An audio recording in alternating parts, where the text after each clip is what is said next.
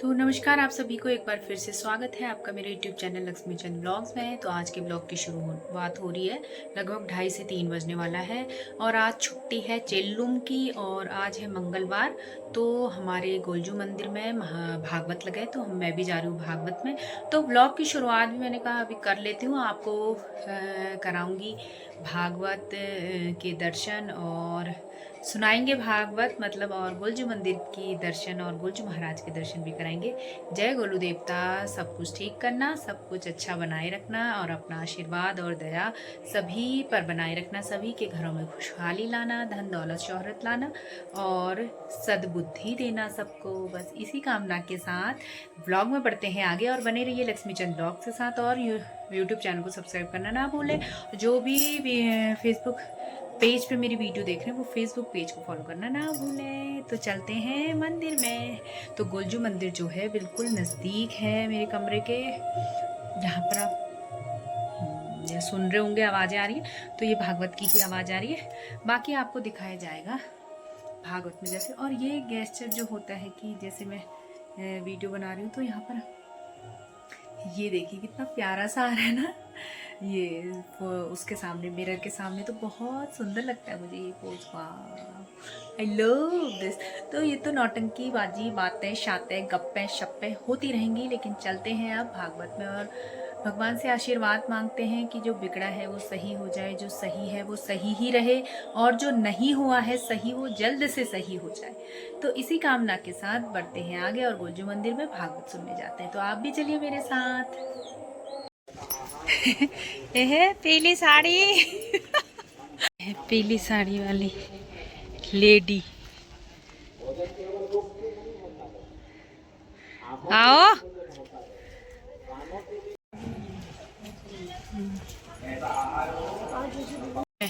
धारणा के माध्यम से, ध्यान के माध्यम से और समाधि के माध्यम से भगवान को प्राप्त किया। 8 मार्ग बताए भगवान को प्राप्त। सुनकर ऐसे बातों को सुनकर हमारे देव जाता है, अरे भैया हमसे ज्यादा सुंदर कोई है नहीं। किसी को थोड़ा बल मिल जाता है, उस बल पर अहंकारी हो जाता है, भैया हमसे ज्यादा बलशाली कोई नहीं। किसी को डरा अहंकारी हो गया। दक्ष के राजा बनने की खुशी में एक बड़ी सुंदर सी एक सभा सजाई गई और उस सभा में महाराज सब के सब बैठे हैं। शिव का नाम हो सुबह शाम हो, गाते रहो जब तक दम है दम। बोले बम बोले बम बोले बम बोले बम बोले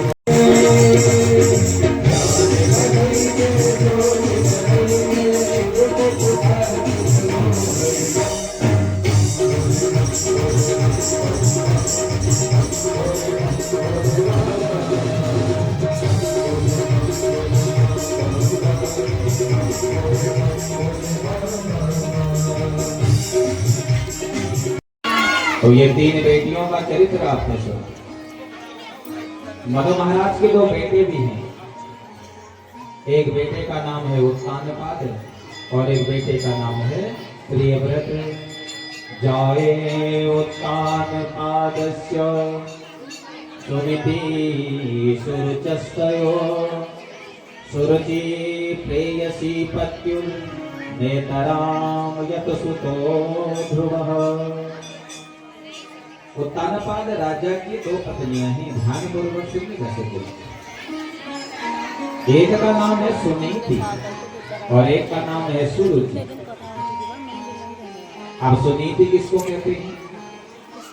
सुनीति का अर्थ है जिसकी अच्छी नीति हो, जिसके अच्छे विचार हो, जिसके अच्छे भाव हो, वही सुनीति कहलाती है।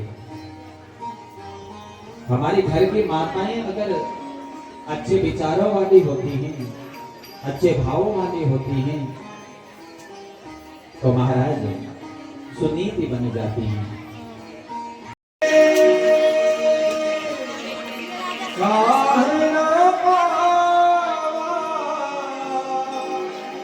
मिटे दोष दुख हारिद मिटे दोष दुख दारिद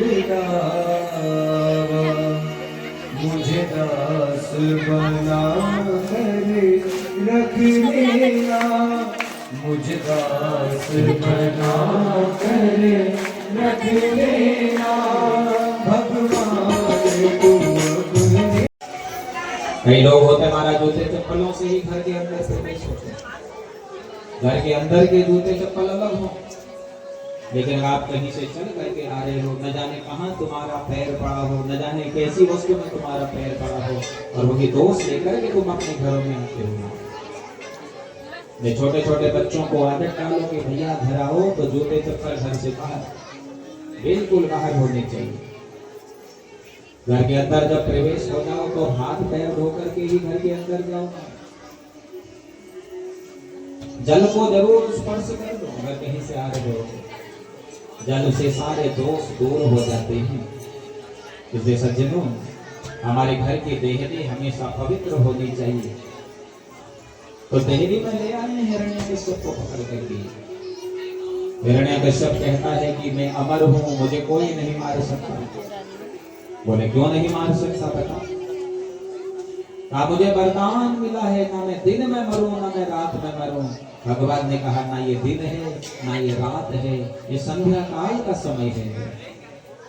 ना बाहर मरूं ना अंदर मरूं। भगवान ने कहा ना तुम अभी बाहर हो ना तुम अभी अंदर हो। अरे तुम तो अपनी देहरी में बैठे हो। ना भूमि में मरूं ना स्वर्ग में मरूं। भगवान ने कहा ना ये भूमि है ना ये स्वर्ग है, ये तो मेरी गोद है। ना मनुष्य से मरूं ना जीव से मरूं। भगवान ने कहा ना मैं मनुष्य हूँ ना मैं जीव हूँ, मैं आधा नर हूँ आधा सिंह हूँ, मैं नरसिंह हूँ।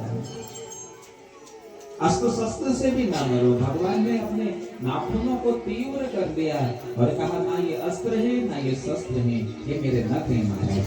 और इतना कहकर के भगवान ने उस हिरण्यकश्यप के पेट को विदीर्ण कर दिया और विदीर्ण करके नीचे फेंक दिया। भक्त वत्सल भगवान की। और उसी रक्त को भगवान अब अपने शरीर में लगाने लगे हैं महाराज। सुखदेव बाबा कथा सुना रहे हैं, परीक्षित कथा सुन रहे हैं। परीक्षित प्रश्न करते हैं, गुरुदेव उस अधम उस दुष्ट उस हिरण्यकश्यप के रक्त को भगवान अपने शरीर से क्यों लगा रहे थे? सुखदेव बाबा कहते परीक्षित भगवान उस रक्त को अपने शरीर से इसलिए लगा रहे हैं क्योंकि इसी रक्त से भगवान का परम भक्त उत्पन्न हुआ है। इसी रक्त से तो भगवान का भक्त उत्पन्न हुआ महाराज, इसलिए भगवान उस रक्त को अपने शरीर से लगा रहे हैं। सोचने लगे अगर फेंक देता हूँ तो सारी सृष्टि नष्ट हो जाती है।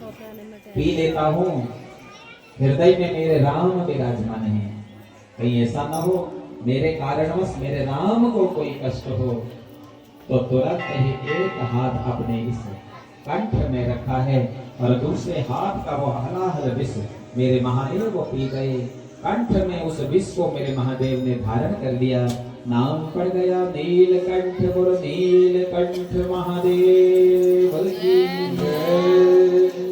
तो हमारे बाबा नीलकंठ कहलाए।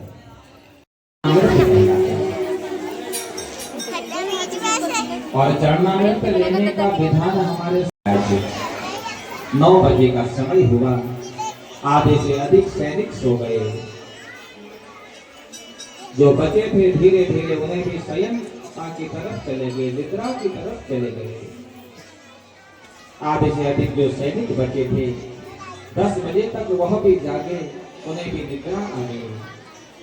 कुछ सैनिक और बचे थे महाराज, 11 बजे तक वो भी सो गए। और जैसा समय आया वह रोहिणी नक्षत्र आया महाराज।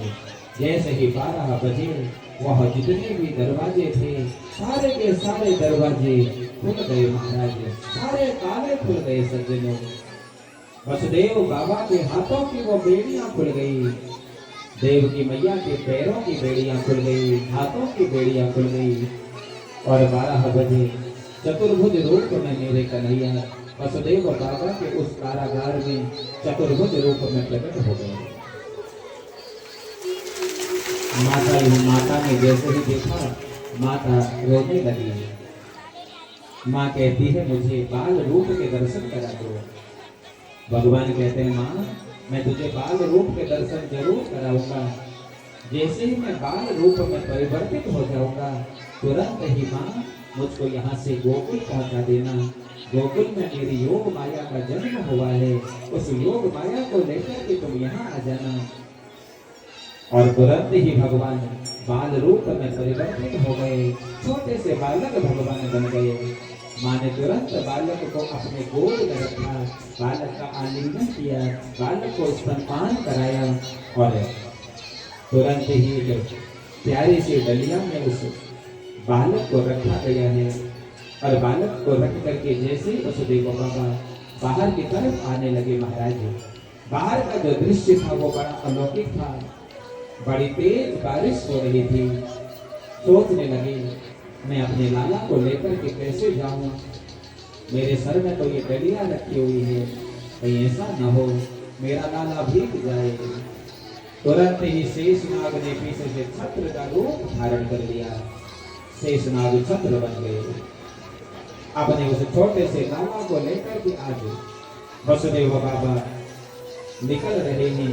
आइए अद्भुत उस झांकी के हम सब दर्शन करते हैं और बड़े प्रेम से हम सब लोग गुनगुनाते हुए इस झांकी का स्वागत करते हैं।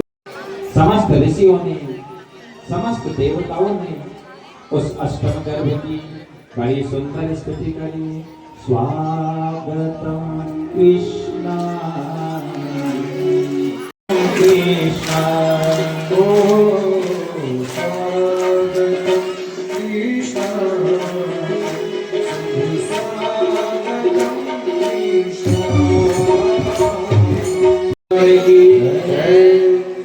सभी ने अष्टम गर्भ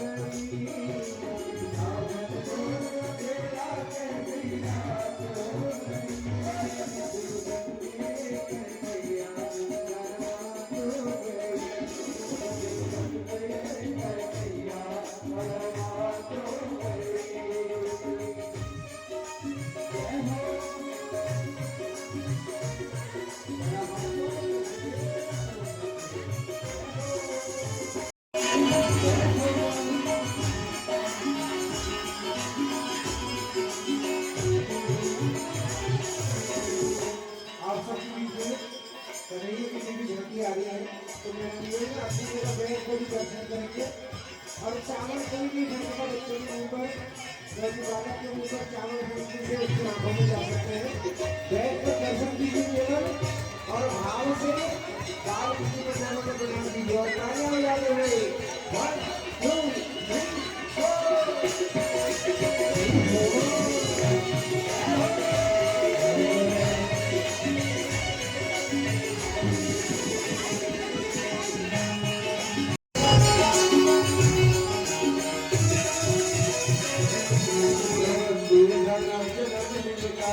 छोटा